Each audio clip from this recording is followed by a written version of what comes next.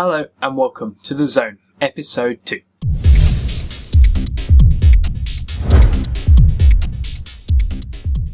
To start things off, we have a slight change of schedule. We will not be covering Saints Row 4 this week, we'll be covering that the week after Gamescom, so 2 weeks' time.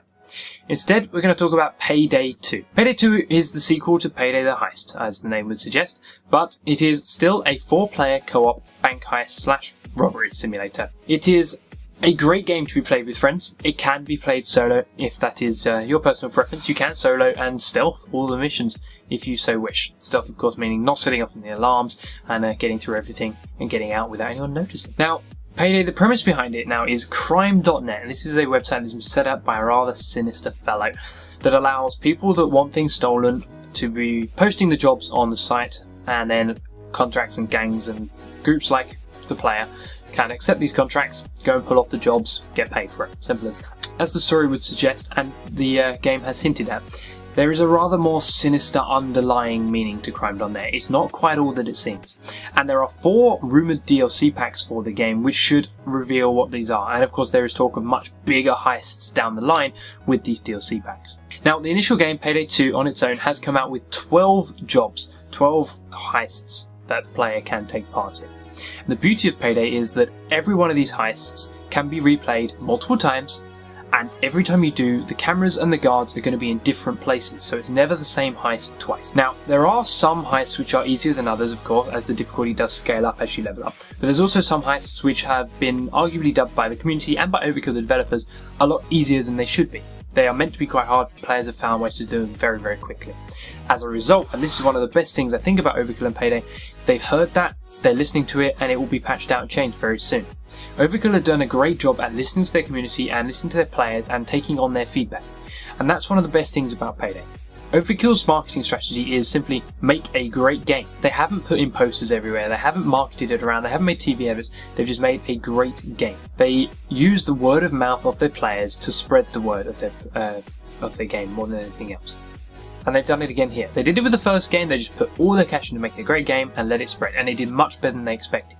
As a result, now they've made the best game they possibly can and allowed the players to do most of the marketing for them. And this game is truly great. Don't forget, Payday is a 4-player co-op game at heart, so if you don't necessarily have 4 people to play with right now, use the arena to find them. There's a Payday group, or of course use the Zone group, find some other viewers to play with.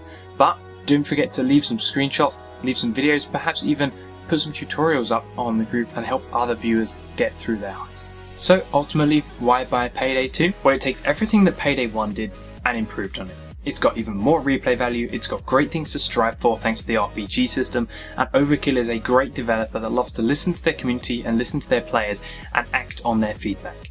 That is something we need to keep in the industry, and that is something that's worth giving your money for.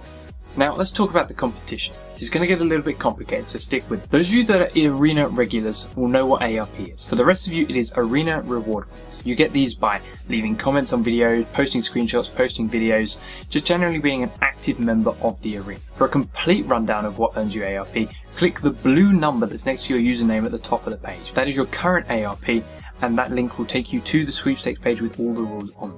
Now, what we're going to do is ask you a question about Saints Row, and what we choose to be the winner will be given 100 ARP. Now, to give you a bit of perspective, there is a monthly cap of 300 ARP, so giving you 100 is quite a big head start. Now, the top 7 users at the end of each month, governed by how much ARP they have, are entered into that sweepstakes to win themselves some prizes. Now, for this month, Saints Row 4 will be one of those prizes. So if you want to win yourself a copy of Saints Row 4, you've got to earn your ARP, of which you can get 100 through this.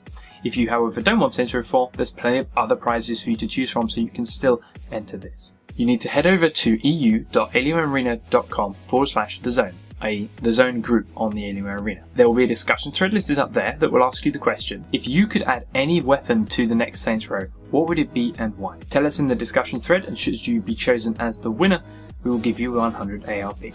All the prizes and all the rules for that ARP giveaway are on the Arena site, so do go over and read those. But more importantly, guys, you now have 2 weeks to think up your ideal weapon. Next week, of course, is Gamescom, so I'm going to be there all week long, getting lots more footage, getting a great episode lined up, and lots of sneak peeks at games for you in episode 3. But until then, guys, have a great week. Go and buy Payday 2. It is a great game, and I hope you will enjoy it. And I will see you in 1 week's time.